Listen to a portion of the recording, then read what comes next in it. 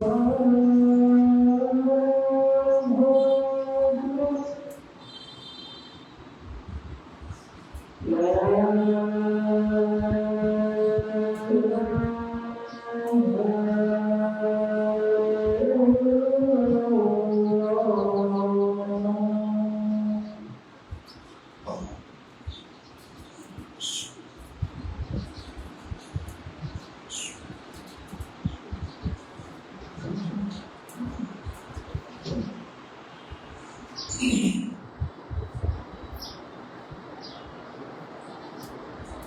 الحمد لله نحمده ونستعينه ونستغفره ونعوذ بالله من شرور أنفسنا ومن سيئات أعمالنا من يهد الله فلا مضل له ومن يضلل فلا هادي له وأشهد أن لا إله إلا الله وحده لا شريك له وأشهد أن محمدا عبده ورسوله أما بعد فأعوذ بالله من الشيطان الرجيم يا أيها الذين آمنوا اتقوا الله حق تقاته ولا تموتن إلا وأنتم مسلمون يا أيها الناس اتقوا ربكم الذي خلقكم من نفس واحدة وخلق منها زوجها وبث منهما رجالا كثيرا ونساء واتقوا الله الذي تساءلون به والأرحام إن الله كان عليكم رقيبا يا أيها الذين آمنوا اتقوا الله وقولوا قولا سديدا يصلح لكم أعمالكم ويغفر لكم ذنوبكم ومن يطع الله ورسوله فقد فاز فوزا عظيما اللهم صل على محمد وعلى آل محمد كما صليت على إبراهيم وعلى آل إبراهيم إنك حميد مجيد اللهم بارك على محمد وعلى آل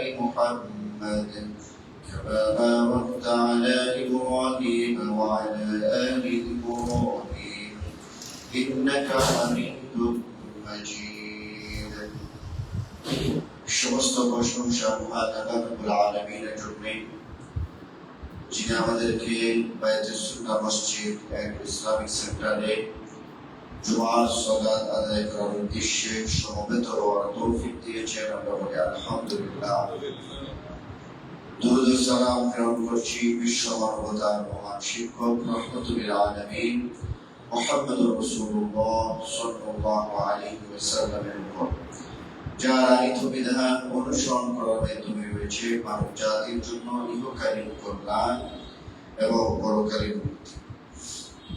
আমি আপনাদের সামনে লোকমান হাকিমের সন্তানের প্রতি উপদেশ সমূহ নিয়ে আলোচনা করার চেষ্টা করবো। আমার তৌফিক ইল্লা বিল্লাহ আলাইহি তাওয়াক্কালতু ওয়া ইলাইহি উনীব। লোকমান হাকিম একজন হিকমতওয়ালা মানুষ ছিলেন, জ্ঞানী প্রাজ্ঞ ব্যক্তি ছিলেন এবং তিনি এত সুন্দর সুন্দর কথা বলতেন, মানুষ তার কথা শোনার জন্য তার বাড়ির সামনে ভিড় জমাত। এরকম একজন মানুষ ছিলেন লোকমান হাকিম এবং আরবে তার নামে সুখ্যাতি ছিল, প্রসিদ্ধতা ছিল। আরবের যে মক্কার যে মুশরিকরা তারা তাদের সন্তানদেরকে শিরিকের দিকে ডাকতেছে এবং শিরিকের মধ্যে ইস্তেকামত থাকার জন্য সন্তানদেরকে বাধ্য করতেছে এবং তাদের পরিবার সন্তান যাতে এই তাওহীদের দিকে না যায় সেই জন্য তারা সর্বপ্রকার ব্যবস্থা নিচ্ছিল। এমন অবস্থায় আল্লাহ রাব্বুল আলামিন এই সূরা লুকমান নাযিল করলেন এবং তাদেরই পরিচিত লুকমান হাকিম তিনি স্মরণ করে দিলেন যে লুকমান হাকিম তার সন্তানকে কিভাবে উপদেশ দিচ্ছেন এবং লুকমান হাকিম তার সন্তানদেরকে কি শিক্ষা দিচ্ছেন। আমাদের সর্বপ্রথম আমাদের পরিবারের দিকে খেয়াল করা উচিত। আল্লাহ রাব্বুল আলামিন বলছেন ইয়া আইয়ুহাল্লাযীনা আমানু কু আনফুসাকুম ওয়া আহলিকুম নারা, নিজেরা জাহান্নামের আগুন থেকে বাঁচো এবং আহাল পরিবার বাঁচো। এই জন্য নিজে আগে জাহান্নামের আগুন থেকে বাঁচা, নিজে তাকওয়াবান হওয়া, নিজের কোরআন এবং সুন্নাহ অনুযায়ী জীবনযাপন পরিচালিত করা এবং নিজের সন্তান আহাল পরিবারকে জাহান্নামের আগুন থেকে বাঁচানোর জন্য সর্বাত্মক প্রচেষ্টা চালানো।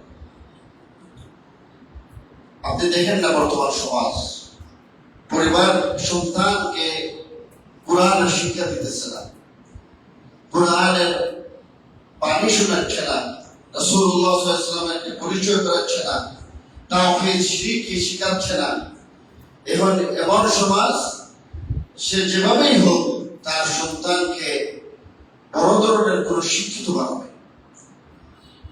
সন্তান হয়ে গেছে ভার্সিটির শিক্ষক, সন্তান হয়ে গেছে সচিব, সন্তান চলে গেছে লন্ডন আমেরিকা কানাডায়। কিন্তু এই যে মা এত কষ্ট করে, যিনি দিন শিক্ষা নাই, যিনি কোরআনের শিক্ষা তাকে দেন নাই, তাওহীদ শিরক শিক্ষা দেন নাই, এখন দেখা যায় সন্তান শিক্ষিত হয়েছে সুশিক্ষিত না হওয়ার কারণে এই সচিব সন্তান এই মাকে আর দেখে না, এই ভার্সিটির প্রফেসর সন্তান এই মাকে আর দেখে না, কানাডায় প্রবাসী সন্তান মায়ের আর খোঁজ খবর নেয় না। মায়ের মৃত্যুই করে থাকতে থাকতে অসহায় অবস্থায় মন্দির মারা গেছে, লাশ বসে গেছে। ঢাকা শহরে এরকম অসংখ্য ঘটনা আছে। শিক্ষিত মা, শিক্ষিত সন্তান, উচ্চ শিক্ষিত সন্তান, ভার্সিটির প্রফেসর, বড় বুদ্ধিজীবী সাহিত্যিক, কিন্তু সন্তান থাকতেছে কোথায়? বৃদ্ধাশ্রমে। বৃদ্ধাশ্রমে আপনি যদি দেখেন গরিব মহিলা খুবই কমই আছে, বেশি অংশ মহিলাই ধনী মহিলা। শিক্ষিত তথাকথিত শিক্ষিত সন্তানদের মা, তথাকথিত শিক্ষিত সন্তানদের বাবা। এই জন্যে আপনার সন্তানকে আপনি কি শিক্ষা দেবেন এটা আল্লাহ রাব্বুল আলামিন সূরা লুকমানের মাধ্যমে আমাদেরকে স্মরণ করে দিচ্ছেন। তো ওই যে সমাজ ছিল মক্কার সমশিক্ষিত অবস্থা, তারা তাদের সন্তানকে কি শিক্ষা দিত? শিরকের শিক্ষা দিত, তাওহীদ থেকে যাতে বিরত থাকে সেরকম ব্যবস্থা দিত। আল্লাহ রাব্বুল আলামিন ওই সমাজের মানুষদেরকেও আমাদের সমাজের মানুষদেরকেও স্মরণ করে দিচ্ছেন। وَإِذْ قَالَ لُقْمَانُ لِابْنِهِ وَهُوَ يَعِظُهُ, স্মরণ করো যখন লুকমান তার পুত্রকে উপদেশ দিতে গিয়ে বলেছিলেন, তার সন্তানকে তিনি উপদেশ দিলেন, ইয়া বুনাইয়া, হে আমার পরিচয় টুকরা সন্তান। সন্তানকে এভাবে ওয়াজ করতে হবে, সন্তানকে ভালো জামা কিনে দেওয়া, ভালো খাবার খাওয়ানো, ভালো পরিবেশে রাখা। এর চেয়ে তো গুরুত্বপূর্ণ হচ্ছে সন্তানকে সঠিক উপদেশ দেওয়া, সঠিক আল্লাহওয়ালা নেককার সন্তান হিসাবে গড়ে তোলা। এটা সবচেয়ে গুরুত্বপূর্ণ। এই জন্য ইব্রাহিম আলাইহিস সালাম বলছিলেন, রব্বি হাবলি মিনাস সালিহিন, আমাকে আপনি একজন নেককার সন্তান দান করেন। শুধু সন্তান না, নেককার সন্তান, যেই সন্তান আমল সালেহ করবে। আর ওই সন্তান কেমন সন্তান হলো? ফালাম্মা বালাগা মা'আহু সা'য়া ক্বালা ইয়া বুনাইয়া ইন্নী আরা ফিল মানামি আন্নী আযবাহুকা ফানজুর মাযা তারা। সন্তান যখন একটা পরিণত বয়সে আসলো, ইব্রাহিম আলাইহিস সালাম তার সন্তানকে বললেন যে আমি স্বপ্নে দেখেছি তোমাকে জবাই করেছি। সন্তান এমন নেককার সন্তান তিনি গ্রহণ করেছিলেন। সন্তান বলল, ক্বালা ইয়া আবাতি ফাআল মা তু'মার সাতাজিদুনি ইনশাআল্লাহ মিনাস সাবিরিন। সুবহানাল্লাহ। যে আপনাকে যে নির্দেশনা দেওয়া হয়েছে আপনি তা পালন করুন। যদি আল্লাহ চান ইনশাআল্লাহ আপনি আমাকে ধৈর্যশীলদের মধ্যে পাবেন। সুবহানাল্লাহ। তাই কেমন নেক সন্তান, তো নেক সন্তান, সন্তানকে নেক হিসাবে গড়ে তোলা, সন্তানকে তাকওয়াবান হিসাবে গড়ে তোলা এটা গুরুত্বপূর্ণ। তো প্রথম উপদেশ দিলেন ইয়া বুনাইয়া লা তুশরিক বিল্লাহ ইন্নাশ শিরকা লাযুলমুন আযীম। হে আমার কলিজার টুকরা সন্তান, তুমি আল্লাহ রাব্বুল আলামিনের সাথে শরীক স্থাপন করো না, নিশ্চয়ই শিরক হচ্ছে সবচেয়ে বড় জুলুম। আমরা আমাদের সন্তানকে উপদেশ দেই নাকি শিরক শিক্ষা দেই? সন্তানকে তাবিজ দেওয়া শিক্ষা দেয়, সন্তানকে মাজারে নিয়ে যায়, মাজারের সাথে পরিচয় করাইয়া দেয়, সন্তানকে পীরের কাছে নিয়ে যায় এবং পীরের পায়ে সিজদা করাতে বাধ্য করে, এরকম মা বাবা। তো আপনি কি আল্লাহর সাথে পরিচয় করালেন না? তাহলে তো আপনি আল্লাহর সাথে যখন জুলুম করলেন, ওই সন্তান বড় হয়ে আপনার সাথে জুলুম করবে। শিরক হচ্ছে সবচেয়ে বড় জুলুম। আল্লাহ রাব্বুল আলামিনের আয়াত যে বাণী আল্লাযীনা আমানু ওয়া লাম ইয়ালবিসু ঈমানাহুম বিযুলমিন উলাইকা লাহুমুল আমনু ওয়া হুম মুহতাদুন। যারা ঈমান এনেছে এবং নিজেদের ঈমানকে জুলুমের সাথে মিশ্রিত করে তাদের জন্য নিরাপত্তা, তারাই হেদায়েতপ্রাপ্ত। এই আয়াত যখন নাযিল হয় তখন বিষয়টি মুসলিমদের জন্য কষ্টকর হয় বুঝতে, এবং তারা বলাবলি করে যে জুলুম করে না এরকম কোন মানুষ আছে না, হয় নিজের উপর জুলুম করে অথবা অন্য মানুষের উপরে জুলুম করে। জুলুম করেন এরকম মানুষ তো নাই। তখন রাসূলুল্লাহ সাল্লাল্লাহু আলাইহি ওয়াসাল্লাম বলেছেন যে তোমরা যেরকম চিন্তা করছো ওই রকম না। এখানে আয়াতের জুলুম দ্বারা উদ্দেশ্য হলো শিরক। যেমন লুকমান আলাইহিস সালাম বলেছিলেন ইয়া বুনাইয়া লা তুশরিক বিল্লাহ ইন্নাশ শিরকা লাযুলমুন আযীম। হে প্রিয় বৎস, হে প্রিয় সন্তান, আল্লাহর সাথে শিরক করো না, নিশ্চয়ই শিরক বড় জুলুম। এই জন্য আমাদের সন্তানদেরকে, আমাদের পরিবারকে সর্বপ্রথম যে শিক্ষা দিতে হবে তাওহীদের শিক্ষা। সর্বপ্রথম যে শিক্ষা দিতে হবে শিরক কাকে বলে, শিরক থেকে যাতে বেঁচে থাকে। কারণ শিরক এমন একটা বড় পাপ যার সামান্য পরিমাণ শিরক থাকবে সে কখনো জান্নাতে প্রবেশ করতে পারবে না। ইন্নাহু মান ইউশরিক বিল্লাহি ফাকাদ হারামা আল্লাহু আলাইহিল জান্নাহ। নিশ্চয় আল্লাহ রাব্বুল আলামিন যারা শরীক আল্লাহ রাব্বুল আলামিনের সাথে শরীক স্থাপন করে তাদের জন্য জান্নাতকে হারাম করে দিয়েছে। এই জন্য আমাদের সমাজে রন্ধ্রে রন্ধ্রে শিরক ছড়িয়ে আছে। আমাদের সমাজের মানুষ বিশ্বাস করে যে আল্লাহ রাব্বুল আলামিন সর্বত্র বিরাজমান, এটা শিরকি আকীদা। আল্লাহ রাব্বুল আলামিন কোথায় আছেন? আর রহমানু আলাল আরশি ইস্তাওয়া। এটা আমার আকীদা, বিশ্বাস, আমার ঈমানকে পরিশুদ্ধ করতে হবে যে আল্লাহ রাব্বুল আলামিন সবখানে আছেন। এই বিশ্বাস করাটা শিরক। এই বিশ্বাস করা যাবে না। বিশ্বাস করতে হবে। বা দাসীকে জিজ্ঞাসা করা হয়েছিল আইন আল্লাহ, আল্লাহ কোথায়? যার দাসী আঙ্গুলের আকাশের দিকে দেখে বলছে যে আল্লাহ উপরে আছে। আর রাসূল সাল্লাল্লাহু আলাইহি ওয়াসাল্লাম বলেন তাকে মুক্ত করে দাও, সে সঠিক বলছে। আর আমরা বলতেছি যে আল্লাহ রাব্বুল আলামিন সবখানে আছে। এটা আমাদের সমাজ, এইভাবে সমাজে রন্ধ্রে রন্ধ্রে শিরক ছড়িয়ে আছে। আল্লাহ রাব্বুল আলামিন আরশে আজিমের উপরে আছেন। আল্লাহ রাব্বুল আলামিনের ব্যাপারে আকীদা যে আল্লাহ রাব্বুল আলামিন বিরাজমান, কোনো সুরত নাই, এটা বিশ্বাস করে। আল্লাহ রাব্বুল আলামিনের ক্ষমতা সে মনে করে রাসূল সাল্লাল্লাহু আলাইহি ওয়াসাল্লাম আছে, তার পীরেরও আছে। একমাত্র কোরআন বলছে আল্লাহ রাব্বুল আলামিন গায়েব জানেন, আর কেউ গায়েব জানে না। তারা বলতেছে রাসূলুল্লাহ সাল্লাল্লাহু আলাইহি ওয়াসাল্লাম গায়েব জানেন। তিনি তো গায়েব জানেন, আমাদের বিশ্বাসও গায়েব জানেন। তাহলে আল্লাহর যে ক্ষমতা তার বিশ্বাসকে দিয়েছে। এবং দেখা যায় আল্লাহ রাব্বুল আলামিনের কাছে চাইতে হবে, আর কারোর কাছে চাওয়া যাবে না। কিন্তু সে তার পীরের কাছে চাইতেছে, সে বাজারের কাছে চাইতেছে, এবং সে এটা মনে করে যে আল্লাহ যেরকম উদ্ধার করতে পারেন বিপদ মুসিবত থেকে, তার ঈর্ষা করা প্রিয় বিপদ মুসিবত থেকে উদ্ধার করতে পারে। আল্লাহ যেমন সকল কিছুর খবর রাখেন, তেমনি ভাবে তার প্রিয় সকল কিছুর খবর রাখেন, সামনের পিছনের আগের পিছনের সকল কিছু খবর দিতে পারেন। এরকম বিশ্বাস আমাদের সমাজের মধ্যে আছে। এই জন্য সর্বপ্রথম নসিহা, ছেলেকে সন্তানকে গুরুত্বের সাথে এই শিক্ষা দিতে হবে, ইয়া বুনাইয়া লা তুশরিক বিল্লাহ, যে আমার কলেজের টুকরা সন্তান, তুমি আল্লাহ রাব্বুল আলামিনের সাথে শিরক করো না। ইন্না শিরকা লাযুলমুন আযীম, শিরক হচ্ছে সবচেয়ে বড় জুলুম, সবচেয়ে বড় অপরাধ, সবচেয়ে বড় গুনাহ। শিরকের চাইতে বড় আর কোনো গুনাহ নেই।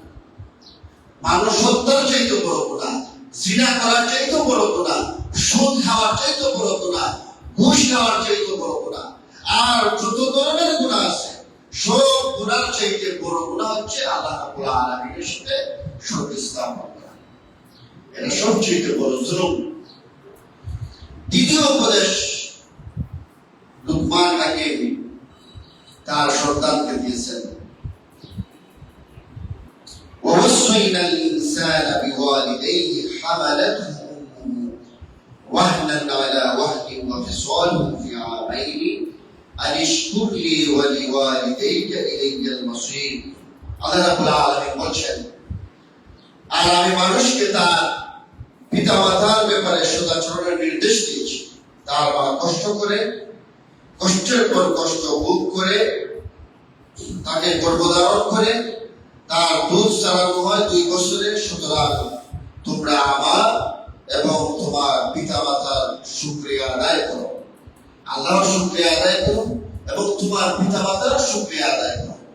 মা তার সন্তানকে খুব কষ্ট করে গর্ভধারণ করেছে, তারপরে গর্ভধারণ করে শেষ হয়, এটা আল্লাহ রাব্বুল আলামিন স্মরণ করিয়ে দিচ্ছে যে গর্ভধারণ করেই শেষ হয়। গর্ভধারণ করার পরে 2 বছর তিনি দুধ পান করিয়েছেন, আবার কষ্ট করে তিনি লালন পালন করেছেন। বাবা তার সন্তানের জন্য তার পুরোটা জীবন বিসর্জন করে দেন। বাবা তার মা তার সন্তানের জন্য তার সুখ আল্লাহ সকল কিছু বিসর্জন করে দেন। এত কষ্ট করার পর তিনি তার সন্তানকে লালন পালন করেন।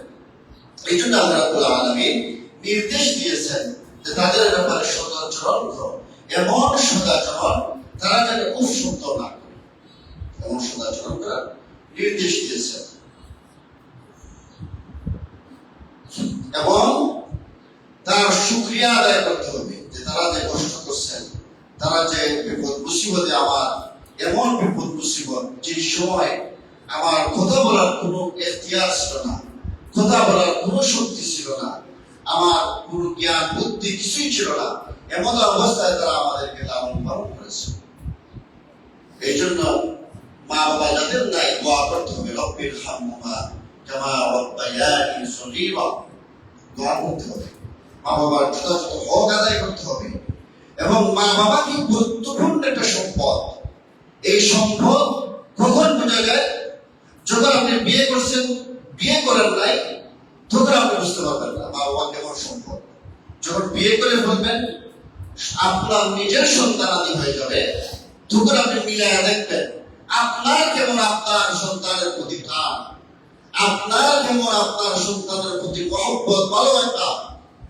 আপনার যেরকম ভালোবাসা, আপনারও তো আপনার বাবারও তো আপনার প্রতি এমন ভালোবাসা ছিল, আপনার মায়েরও তো আপনার প্রতি এমন ভালোবাসা ছিল। আমার প্রথম সন্তান নিয়ে যখন আমি ঢাকা হসপিটালে যাই, ঢাকা শিশু হাসপাতালে, আমি এরকমও মা বাবা দেখছি 15 দিন 1 মাস যাবত এখানে আছে আইসিইউতে সন্তান। এবং তারা বলছে যে আমরা আমার সন্তানের চিকিৎসার জন্য আমার পুরো বাড়ি, পিঠা বাড়ি সব কিছু বিক্রি করে চলে আসছে। কি কেমন ঘাট, কেমন ভালোবাসা! আপনি দেখেন তো, বাবা যখন হয়ে যায় সে একটা নতুন কোনো জুতা কিনে না, এটাকে তালি দিয়া দিয়া দেওয়া থাকে। কিন্তু সন্তানকে তার খায়েশ আল্লাহ পূরণ করে। মা তার কোনো শখ পূরণ করে না, সন্তানের শখ পূরণ করার জন্য। এটা আপনি যখন বিবাহ করবেন, আপনার যখন সন্তান হবে, তখন আপনি পুরোপুরি অনুভব করতে পারবেন যে আমার যেমন আমার সন্তানের প্রতি ভালোবাসা, আমার বাবারও তো আমার প্রতি এমন ভালোবাসা ছিল। আমার মায়েরা যেমন ভালোবাসা ছিল। এই জন্য আল্লাহ রাব্বুল আলামিন একথা স্মরণ করিয়ে দিয়ে বলছেন, তুমি তাদের প্রতি সদাচরণ করো, সুন্দর আচরণ করো। এখন দ্বিতীয় উপদেশ হচ্ছে তাদের প্রতি সদাচরণ করা, সুন্দর আচরণ করা, তারা যাতে শব্দ না করেন এরকম আচরণ করা। 3 নম্বর উপদেশ হচ্ছে وَإِنْ جَاهَدَاكَ عَلَى أَنْ تُشْرِكَ بِمَا لَيْسَ لَكَ بِهِ عِلْمٌ فَلَا تُطِعْهُمَا وَصَاحِبْهُمَا فِي الدُّنْيَا مَعْرُوفًا। আর তোমার পিতামাতা যখন তোমাকে আমার সাথে শিরিক করার জন্য পিটাপাটি করে, সে যে বিষয়ে তোমার জ্ঞান নেই বলতে যেমন এটা জ্ঞান দ্বারা ওহী জ্ঞানের আলোকে সাব্যস্ত হয়, প্রমাণ নেই। বাবা বললেন যে বিশ্বের পায়ের মধ্যে সিজদা দাও, এটা কি ওহীর জ্ঞানের আলোকে বলছেন নাকি জাহালপূর্ণ কথা বলছেন? এরকম অবস্থায় বাবার আনুগত্য করা যাবে না, তার মায়ের আনুগত্য করা যাবে না। এমন অবস্থায় তুমি তাদের কথা মানবে না। দুনিয়াতে তাদের সাথে আবার বলছে, দেখেন আপনি যখন আপনার মা বাবা শিরিক করতে বলছে, মা বাবা তাবিজ ঝুলানোর কথা বলতেছে, মা বাবা পীরের মুরিদ হওয়ার জন্য বলতেছে, মা বাবা মাজারে নিয়ে যাওয়ার জন্য ভিড়াভিড়ি করতেছে, এইভাবে অসংখ্য শিরিকের দিকে মা বাবা সত্য হয়ে রাখতেছে। এমন অবস্থায় তাদেরকে যখন আপনি প্রত্যাখ্যান করবেন, এখনো আপনি প্রত্যাখ্যান যে করবেন, সুন্দর ভাষা প্রত্যাখ্যান করবেন, এমন অবস্থায়ও তাদের সাথে অসুন্দর আচরণ করা যাবে না। আবার স্বাভাবিক দুনিয়াবি যত বিষয় আছে এই সমস্ত বিষয় তাদের আনুগত্য করে যেতে হবে, তাদের সাথে বেয়াদবিমূলক আচরণ করা যাবে না।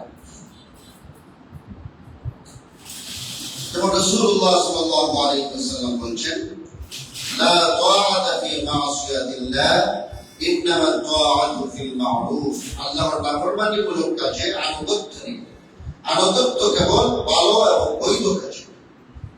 এজন্য মুমিনের দৃষ্টিভঙ্গি হবে তাআওয়ানু আলাল বিররি ওয়াত তাকওয়া ওয়া লা তাআওয়ানু আলাল ইসমি ওয়াল উদওয়ান। যা আল্লাহর সন্তুষ্টিমূলক কাজে একে অপরকে সহযোগিতা করবে, আল্লাহ রাব্বুল আলামিনের নাফরমানিমূলক কাজে একে অপরকে সহযোগিতা করবে না। রাসূলুল্লাহ সাল্লাল্লাহু আলাইহি ওয়াসাল্লাম এখানে বলছেন, আল্লাহ রাব্বুল আলামিনের নাফরমানিমূলক কাজে আনুগত্য নেই। যেখানে আল্লাহ রাব্বুল আলামিন অসন্তুষ্ট হবেন সেখানের মধ্যে আনুগত্য নাই। এছাড়া স্বাভাবিকভাবে মা বাবার সাথে সুন্দর আচরণ করতে হবে, ব্যবহার সুন্দর করতে হবে। আবার যখন আপনি শিরকের কথাও যখন বলবেন, তারপর প্রত্যাখ্যান করবেন, ঠিক আছে, কিন্তু তাদের সাথে অসুন্দর আচরণ করা যাবে না। লুকমান আলাইহিস সালাম চতুর্থ উপদেশ তার সন্তানকে দিলেন, ইয়া বুনাইয়া, হে আমার কলিজার টুকরা সন্তান, ইন্নাহা ইন তাকু মিসকাল হাববাতিন মিন খারদালিন ফাতাকুন ফি সাখরাতিন আও ফিস সামাওয়াতি আও ফিল আরদি ইয়াতি বিহা আল্লাহ। হে আমার প্রিয় সন্তান, নিশ্চয়ই পাপ এবং পুণ্য, নেক এবং গুনাহ যদি সরিষার দ্বারা পরিমাণও হয়, অতঃপর তা তাকে পাথরের মধ্যে কিংবা আসমান সমূহে বা জমিনের মধ্যে আল্লাহ তাও নিয়ে আসবেন। নিশ্চয় আল্লাহ রাব্বুল আলামিন সূক্ষ্মদর্শী, সর্বজ্ঞ। এই আয়াতের ব্যাখ্যায় আল্লামা ইবনে কাসির রাহমাতুল্লাহ আলাইহি বলেন, অন্যায় বা অপরাধ যত ছোট হোক না কেন, এমনকি যদি তা শস্য দ্বারা সমপরিমাণ হয়, কিয়ামতের দিন মহান আল্লাহ তা উপস্থিত করবেন এবং মিজানে ওজন দেওয়া হবে। এই জন্য পাপকে ছোট করে দেখার কোন সুযোগ নাই। এটা তো ছোট পাপ, এটা তো স্বাভাবিক বিষয়। যত ছোট পাপ হোক, যত গোপন পাপ হোক, যে কোনো পরিবেশে আপনি পাপ করেন না কেন, যে কোনো জায়গায় আপনি পাপ করেন না কেন, যত অন্ধকারে পাপ করেন না কেন, সকল কিছু আল্লাহ দেখতেছেন, সকল কিছুই তিনি শুনতেছেন এবং এই সকল কিছুই তিনি মিজানের পাল্লায় তুলবেন, কিয়ামতের দিন হিসাব দেওয়া হবে। আর যদি ভালো হয় তাহলে তাকে ভালো প্রতিদান দেওয়া হবে, আর যদি খারাপ কাজ হয় তাহলে তাকে খারাপ প্রতিদান দেওয়া হবে। এই জন্য লুকমান আলাইহিস সালাম তার সন্তানকে উপদেশ দিচ্ছেন, হে কলিজার টুকরা সন্তান, তুমি ভালো কাজ ছোট হোক এটাকেও তুমি গুরুত্ব দিয়ে দেখবে, যদি খারাপ কাজ ছোট ছোটই হোক এটাকেও গুরুত্ব দিয়ে দেখবে, এটা তুমি করবে না। খারাপ কাজ ছোট হলে এটা বর্জন করবে, ভালো কাজ ছোট হলো এই কাজটা করবে। এটা অন্যতম একটা উপদেশ। 5 নম্বর উপদেশ, লুকমান আলাইহিস সালাম তার সন্তানকে বলেন, ইয়া বুনাইয়া আকিমিস সালাত, হে আমার প্রিয় বৎস, সালাত কায়েম করো। একজন ইমানদারের ইমান আনার পরেই সর্বপ্রথম কাজ হচ্ছে সালাত আদায় করা। আমাদের সমাজে তো ইমান আনার পরেও সালাত বছরকে বছর না পড়লেও মুমিন থাকে, অথচ ইসলামে সালাত আদায় না করলে মুমিন থাকার কোনো সুযোগ নাই। সাহাবায়ে কেরামের সময়ে এমন একজন সাহাবীও ছিলেন না যে সালাত আদায় করতেন না, এমনকি সেই সময় মুনাফিকরা সালাত আদায় করত। এর জন্য সালাত এমন গুরুত্বপূর্ণ বিষয়। আপনার সন্তান যদি সালাত আদায় না করে, আপনি যত ধরনের চেষ্টা আছে সমস্ত চেষ্টা করার পরেও যদি সালাত আদায় না করে, ওই সন্তান আপনারা সম্পত্তিতে ভাগ পাবে না। ওই সন্তান মুমিন সে কাফির হয়ে গেছে। একজন মুমিন এবং কাফিরের মধ্যে পার্থক্য কি? সালাত। এই জন্য সালাত গুরুত্বপূর্ণ। সালাত পড়তে হবে যে কোনো পরিস্থিতিতে, যে কোনো অবস্থায়। আপনার সন্তানকে আপনি সালাত পড়াতে বাধ্য করবেন। আর প্রত্যেকটা মা বাবা যদি, প্রত্যেকটা পিতা মাতা যদি সচেতন হয়, যেমনি ভাবে লুকমান আলাইহিস সালাম সচেতন ছিলেন, তার সন্তানকে যেভাবে উপদেশ দিচ্ছিলেন, এইভাবে যদি প্রত্যেকটা সন্তান তার সন্তানের দিকে, বাবা যদি তার সন্তানের দিকে মনোযোগ দেয়, মা যদি তার সন্তান দিকে মনোযোগ দেয়, তাহলে ওই সন্তান সে খারাপ পথে পা বাড়াবে না, ওই সন্তান নেশাখোর হবে না। এই যে আমাদের সন্তানটা নেশাখোর হয়ে যাচ্ছে, নেশার সয়লাভ হয়ে গেছে, কত ধরনের খারাপ কর্মকাণ্ডে জড়িয়ে গেছে, আমাদের এদিকে কোনো দৃষ্টিভঙ্গি নাই। তিনি তার সন্তানকে বললেন, ইয়া বুনাইয়া আকিমিস সালাত, হে আমার প্রিয় বৎস, সালাত কায়েম করো। তুমি তার সালাতকে তার ওয়াজিব সমূহ, রুকুন সমূহ সহ আদায় করো।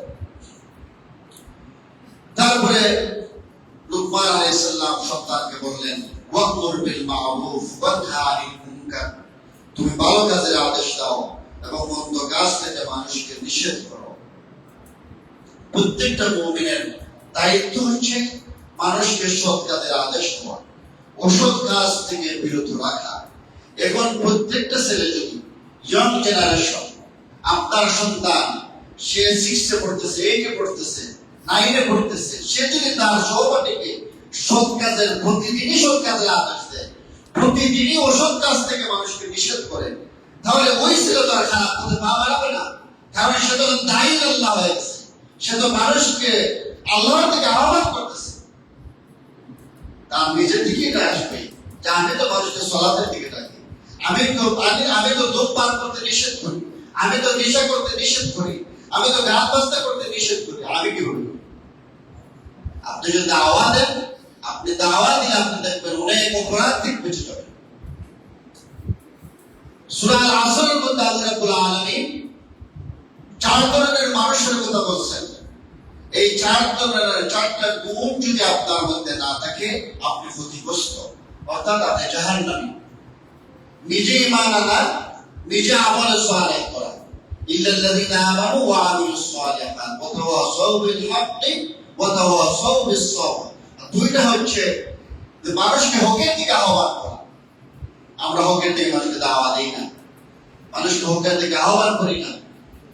তারপরে একে অপরকে ধৈর্য ধারণের উপদেশ দেওয়া। তো লুকমান আলাইহিস সালাম তার সন্তানকে বললেন, ইয়া বুনাইয়া আকিমিস সালাত, তুমি নিজে, হে আমার কলিজার টুকরা সন্তান, তুমি সালাত প্রতিষ্ঠা করো, সালাত আদায় করো। তারপরেই বললেন, ওয়া'মুর বিল মা'রুফ ওয়ানহা আনিল মুনকার, সৎ কাজের আদেশ দাও, অসৎ কাজ থেকে বিরত রাখো, অসৎ কাজের নিষেধ করো। তারপরে 7 নম্বরে তিনি তার সন্তানকে বললেন, ওয়াসবির আলা মা আসাবাক, যে তোমাকে কষ্ট দেয় তার উপর তুমি ধৈর্য ধারণ করো। আপনি যখন ঈমানের দাওয়া সমাজে দিবেন, আপনি যখন শিরকের ব্যাপারে মানুষকে সচেতন করবেন, তাওহীদের দিকে আহ্বান করবেন, এই যে মানুষের সমাজে প্রচলিত যে ব্যবস্থাপনা চালু হয়ে গেছে, প্রতিষ্ঠিত হয়ে গেছে, প্রতিষ্ঠিত শিরকের বিরুদ্ধে কথা বলাটা মারাত্মক ধরনের বিস্তৃত বিষয়। সমাজের যেভাবে চলতেছে ওইভাবেই চলা সহজ একটা বিষয়, কিন্তু সমাজের ৯৯% মানুষের বিপরীতকে কথা বলা এটা একটা টেক্সি বিষয়। এখন সমাজের ৯৯% মানুষ কি করতেছে? ৯৯% মানুষ সে গুনার মধ্যে আছে, ৯৯% মানুষ কুসংস্কার আক্রান্ত। এখন এই যে বললাম আমি যে আল্লাহ সর্বত্র বিরাজমান, এটা আমাদের সমাজের ৯৯% মানুষ বিশ্বাস করে। এখন আমাকে বলতে হবে না এই শিরিক থেকে বেঁচে থাকা লাগবে। যখনই আপনি বলবেন এটা শিরিক থেকে বেঁচে থাকা লাগবে, কারণ শিরিক ইন্না শিরকা লাযুলমুন আযীম, শিরিক হচ্ছে সবচেয়ে বড় অপরাধ। আপনি যদি আল্লাহ রাব্বুল আলামিন সবখানেই আছেন এই বিশ্বাস করে 7 বছর আপনি সালাত আদায় করেন, হজ করেন, যাকাত দেন, কোটি কোটি টাকা আল্লাহর রাস্তায় বিলিয়ে দিতেছেন, তারপরে আপনি জাহান্নাম। কেন? আপনার আকীদার মধ্যে শিরিক আছে। এর থেকে বাঁচানোর দায়িত্ব কার? যারা কোরআন সুন্নাহর দায়ী, তাদের কর্তব্য হচ্ছে মানুষকে এদিকে দাওয়া দেওয়া। এখন আপনি যখন দাওয়া দিবেন, আপনি যখন বলবেন আল্লাহ সর্বত্র বিরাজমান, এটা বলা শিরিক। পীরের পায়ের মধ্যে সেজদা দেওয়া শিরিক, মাজারের মধ্যে কিছু চাওয়া শিরিক, পীর মুরিদের যে ব্যবস্থাপনা আছে এটা কোরআন সুন্নাহর বিপরীত, বেদাত।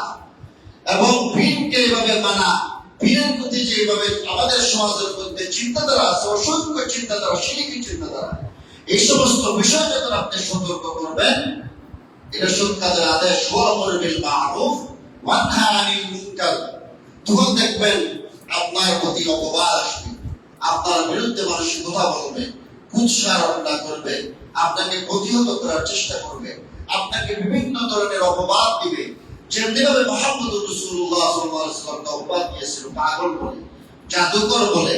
যখনই যেই সমাজে ওয়ালাকাদ বাআসনা ফি কুল্লি উম্মাতিন রাসূলান আন ইয়াবুদুল্লাহা ওয়া ইয়াজতানিবুত তাগুত, প্রত্যেক নবীর কাজই ছিল মানুষকে একমাত্র আল্লাহ রাব্বুল আলামিনের আনুগত্য করা, ইবাদত করা এবং তাগুতকে বর্জন করা, এই আহ্বান করা। প্রত্যেক নবী যখন এই আহ্বান করছেন, শিরকের বিরুদ্ধে কথা বলছেন, তাওহীদের দিকে মানুষকে আহ্বান করছেন, প্রত্যেক নবীকে অপমান সহ্য করা লাগছে, প্রত্যেক নবীকেই নির্যাতন সহ্য করা লাগছে। ইব্রাহিম আলাইহিস সালামকে নির্যাতন সহ্য করা লাগছে, মুসা আলাইহিস সালামকে নির্যাতন সহ্য করা লাগছে। এইভাবে প্রতিটা নবী, অসংখ্য নবীকে তার উম্মতরা জবাই করে ফেলছে, অসংখ্য নবীকে হত্যা করে ফেলছে। এইভাবে দেখা যায় যারাই তাওহীদের দাওয়াত দিচ্ছে তাদের এই বিপদ মুসিবত সহ্য করা লাগছে।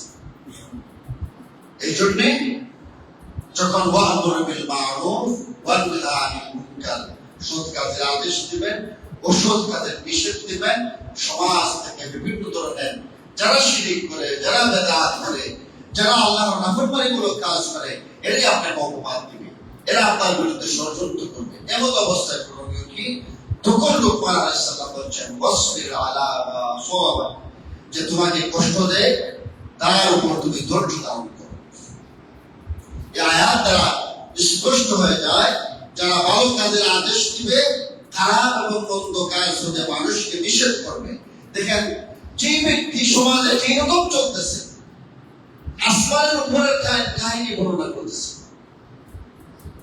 জমিনের নিচের কাহিনী বর্ণনা করতেছে, জাহান্নামের আযাবের কথা বলে কান্নাকাটি করতেছে, কিন্তু সমাজের যে রোগ আছে, রোগকে চিহ্নিত করে কোনো কথা বলতেছে না, তার ব্যাপারে দেখবেন সমাজ কোনো কথা বলবে না, ভাবা দিবে কত সুন্দর কথা বলছে, বাবা আমাদের মন সন্তুষ্ট হয়ে গেছে।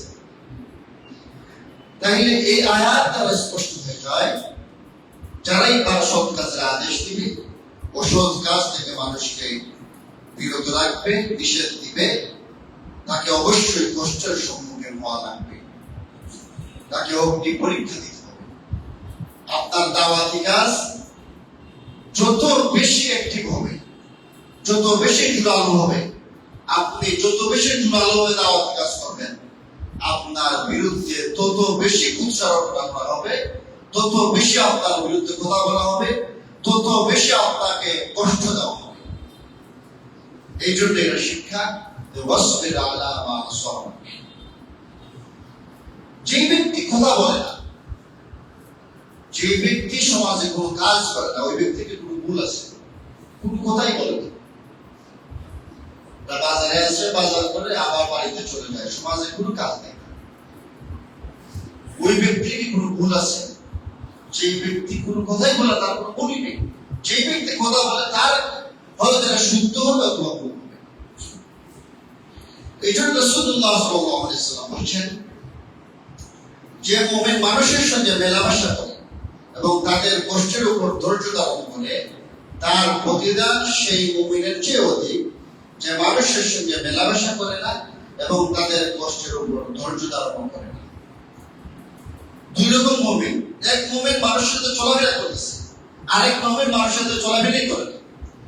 তো রাসূল সাল্লাল্লাহু আলাইহি ওয়াসাল্লাম বলছেন, সে ওই মুমিন যে মুমিন মানুষের সাথে চলাফেরা করে এবং তাদের কষ্ট সহ্য করে, ওই মুমিনের ক্ষেত্রে উত্তম যে মুমিন মানুষের সাথে চলাফেরা করে না, কষ্ট সহ্য করে না, ওই মুমিনের ক্ষেত্রে এই মুমিন উত্তম। এবং তারপরে আল্লাহ রাব্বুল আলামিন বলছেন, ইন্না যালিকা মিন আযমিল উমুর, নিশ্চয়ই এগুলো অন্যতম সংকল্পের কাজ। মানুষ তোমাকে যে কষ্ট দেয় তার উপর ধৈর্য ধারণ করা অন্যতম দৃঢ় কাজ। লুকমান আলাইহিস সালামের ৮ নম্বর উপদেশ, ওয়ালা তুসাইল খাদ্দাকা লিন-নাস, আর তুমি মানুষের দিক থেকে তোমার মুখকে ফিরিয়ে নিও না। আল্লামা ইবনে কাসির রাহমাতুল্লাহ আলাইহি বলেন, যখন তুমি কথা বলো অথবা তোমার সাথে মানুষ কথা বলে, যখন তুমি মানুষকে ঘৃণা করে অথবা তাদের উপর অহংকার করে, তাদের থেকে মুখ ফিরিয়ে রাখবে না, তাদের সাথে হাস্যোজ্জ্বল হয়ে কথা বলবে, তাদের জন্য উদার হবে এবং তাদের প্রতি বিনয়ী হবে। রাসূলুল্লাহ সাল্লাল্লাহু আলাইহি ওয়াসাল্লাম বলেন, তাবাসসুমুকা ফি ওয়াজহি আখিকা লাকা সাদাকা, তোমার অপর ভাইয়ের সম্মুখে তুমি মুচকি হাসি দিলে তাও সদকা হিসাবে পরিগণিত হবে। সুবহানাল্লাহ। মুচকি হাসি দিয়ে কোন মুসলিম ভাইয়ের সাথে কথা বলাটাও এটা সদকা হিসাবে পরিগণিত হবে। দান করলে যে সব, আপনি যদি আপনার আরেক ভাইয়ের সাথে হাসি মুখে কথা বলেন, তাতে এই সব পাওয়া যাবে। সুবহানাল্লাহ।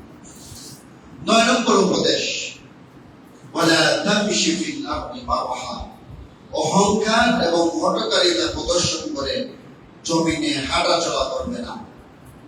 অহংকার করে, দলীয় ক্ষমতা দেখিয়ে, বংশীয় ক্ষমতা দেখিয়ে, আপনার এই ধনের ক্ষমতা দেখিয়ে, ধন সম্পদের ক্ষমতা দেখিয়ে, কোন ধরনের ক্ষমতা দেখিয়ে জমিনে চলাফেরা করবে না।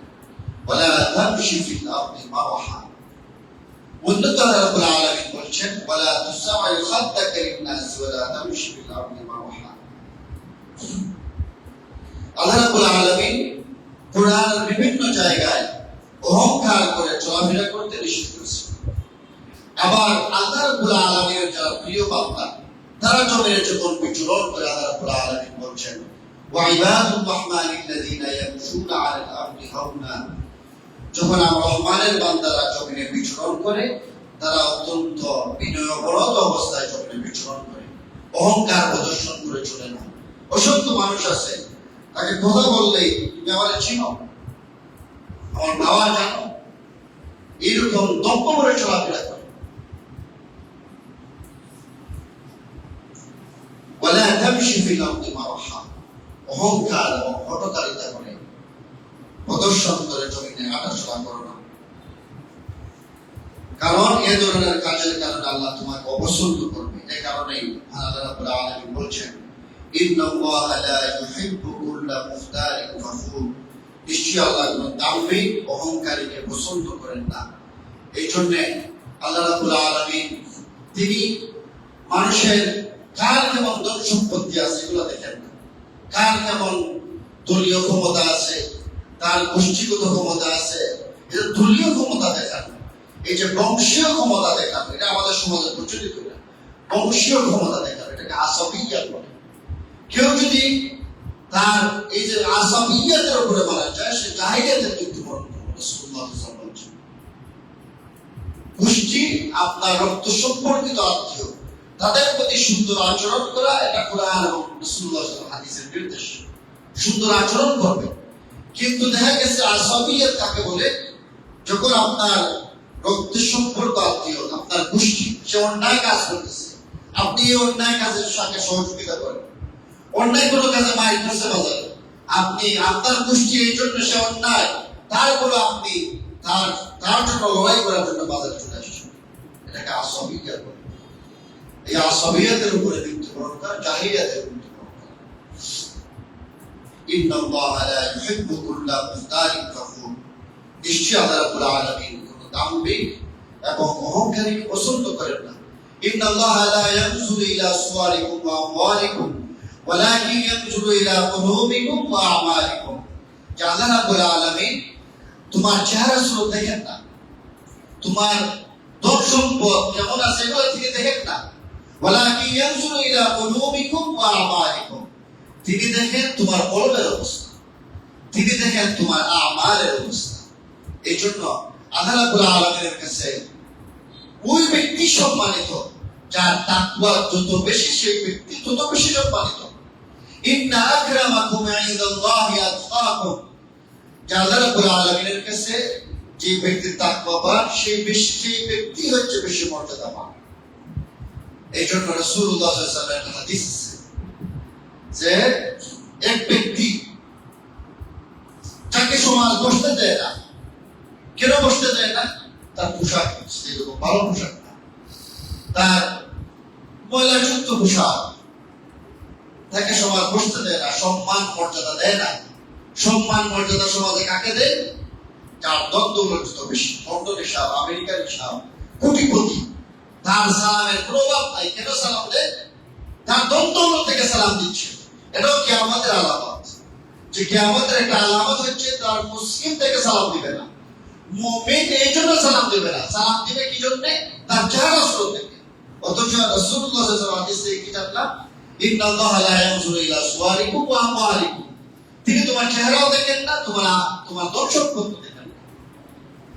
একজন ব্যক্তি, ওই রকম একজন ব্যক্তি, তাকে সমাজ বসতে দেয় না, মর্যাদা দেয় না। তাকে সমাজ তার মজলিসে ডাকে না, কোথাও দাওয়া দেয় না। কেন? তার যেরকম চেহারার অবস্থা নেই, তার পোশাকের অবস্থা নেই। কিন্তু রাসূলুল্লাহ সাল্লাল্লাহু আলাইহি ওয়াসাল্লাম বলছেন যে এইরকম তার তাকওয়া এমন, সে যদি আল্লাহ রাব্বুল আলামিনের কাছে কসম করে কিছু চায়, আল্লাহ রাব্বুল আলামিন ফিরিয়ে দেন। সুবহানাল্লাহ।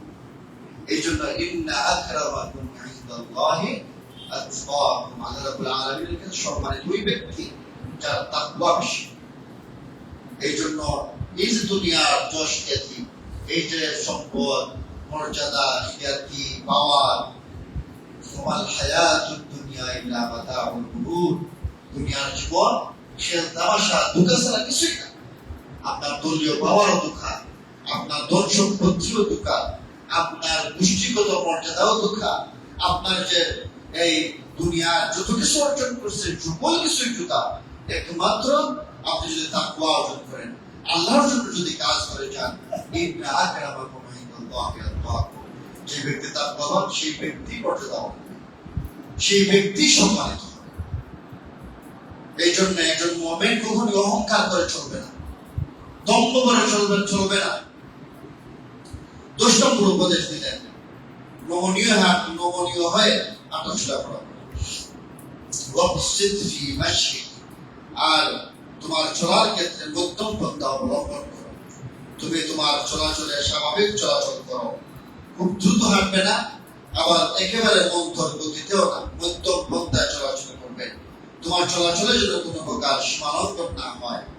রাস্তায় যখন একজন মুমিন চলবে, রাস্তার বিভিন্ন প্রকার হক আছে, রাস্তায় কাটাযুক্ত কিছু থাকলে সরাই ফেলবে। রাস্তায় যখন চলাফেরা করবে, আরেকজনকে কষ্ট দিবে না।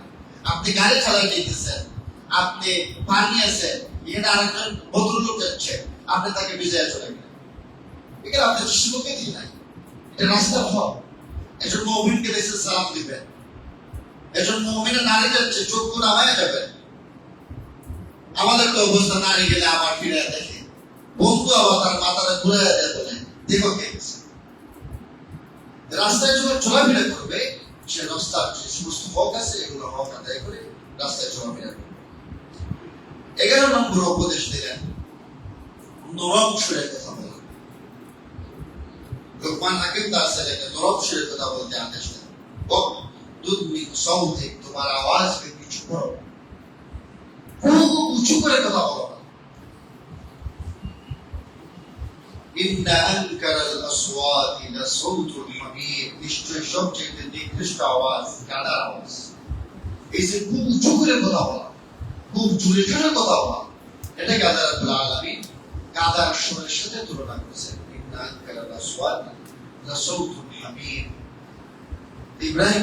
লোকমান হাকিম তার সন্তানকে যে সমস্ত উপদেশ দিলেন, শিরক থেকে বেঁচে থাকা, সৎ কাজের আদেশ দেওয়া, অসৎ কাজের নিষেধ করা, ছোট হোক বড় হোক, পাপ কাজ থেকে বেঁচে থাকা, তারপরে মা বাবার সাথে সুন্দর আচরণ করা, তারপরে সালাত প্রতিষ্ঠা করা, সুন্দরভাবে সমাজে চলাফেরা করা, এই সমস্ত উপদেশ আমাদের সন্তানকে আমাদের দেওয়া উচিত।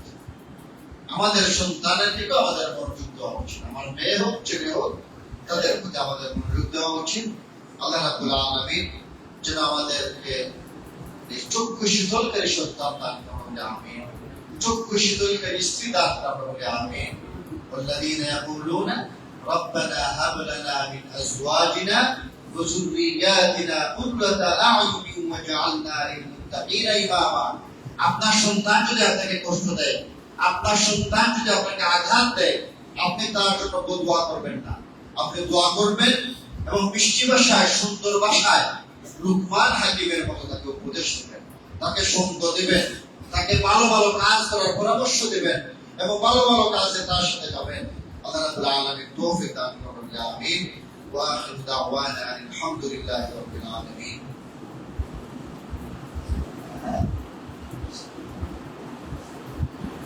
الحمد لله والصلاة والسلام على رسول الله. أما بعد فإن خير الحديث كتاب الله وخير الهدي هدي محمد صلى الله عليه وسلم وشر الأمور محدثاتها وكل محدثة بدعة وكل بدعة ضلالة وكل ضلالة في النار.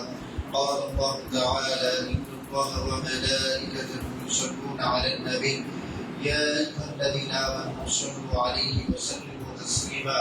اللهم صل على محمد وعلى آل محمد كما صليت على إبراهيم وعلى آل إبراهيم إنك حميد مجيد.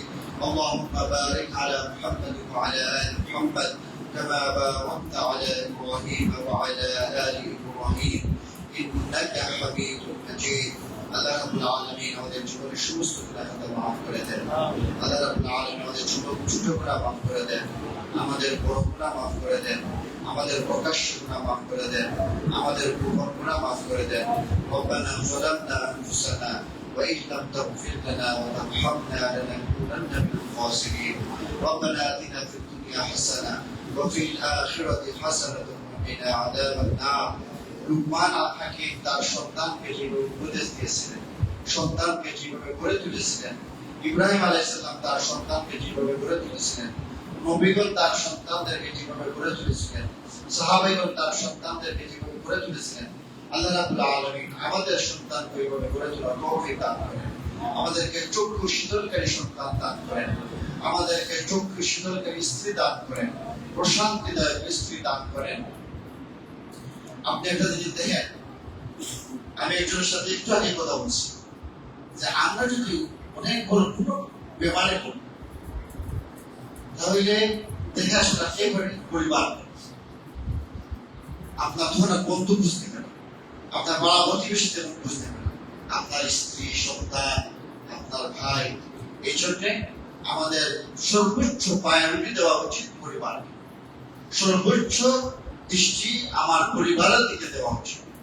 এই জন্য সন্তানের যদি অভাবের প্রতি ভয় থাকে, রবকে যদি আপনি চিনান, আল্লাহর ভয় যদি তার ভিতরে থাকে, সে যদি তাকওয়াবান হয়, তাহলে সে যখন বড় হবে, আপনি যখন দুর্বল হয়ে যাবেন, তখন সন্তানের চিন্তা থাকবে আমার বাবাকে যদি আমি লালন পালন না করি, আমার মায়ের যদি আমি সঠিকভাবে খেদমত না করি, আমি জাহান্নামে কেমন থাকবে।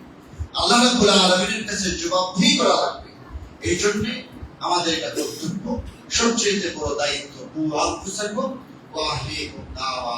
আমাদের আহাল পরিবারকে জাহান্নামের আগুন থেকে বাঁচানো, সন্তানকে আমলে সালেহ করে ওইরকম সন্তান হিসাবে গড়ে তোলা, নেক সন্তান হিসাবে গড়ে তোলা আল্লাহ রাব্বুল আলামিন তৌফিক দান করুন। এবং তাহাজ্জুদের সালাত আদায় করে সন্তানদের জন্য এইভাবে দোয়া করতে হবে। আল্লাহ রাব্বুল আলামিনের কাছে দোয়াও করতে হবে, কাজও করতে হবে। সর্বোচ্চ চেষ্টা করতে হবে তাকে নেক বানানোর জন্য, ভালো সন্তান হিসেবে গড়ে তোলার জন্য। আবার রাত্রিবেলা আল্লাহ রাব্বুল আলামিনের কাছে দোয়া করতে হবে। আল্লাহ রাব্বুল আলামিন তৌফিক দান করুন। আমিন। আমাদের মধ্যে যারা অসুস্থ আছে আল্লাহ রাব্বুল আলামিন সুস্থতা দান করেন।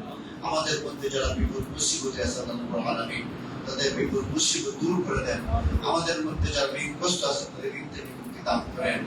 আমাদের মসজিদকে যারা টাকা দিয়ে, পয়সা দিয়ে, শ্রম দিয়ে, বুদ্ধি দিয়ে যেভাবে সহযোগিতা করতেছে আল্লাহ রাব্বুল আলামিন সবাইকে কবুল করে নেন। আমাদের এই মসজিদকে আল্লাহ রাব্বুল আলামিন সারা বাংলাদেশে তথা সারা পৃথিবীতে তাওহীদের মারকাজ হিসেবে কবুল করে নেন। আল্লাহ রাব্বুল আলামিন আমাদের মধ্যে যারা কবরস্থ হয়ে গেছে তাদের কবরকে জান্নাতের বাগান বানিয়ে নেন। ربنا تقبل منا إنك أنت السميع العليم وتب علينا إنك أنت التواب الرحيم. إن الله يأمر بالعدل والإحسان وإيتاء ذي القربى وينهى عن الفحشاء والمنكر والبغي يعظكم لعلكم تذكرون. اذكروني أذكركم واشكروا لي ولا تكفرون.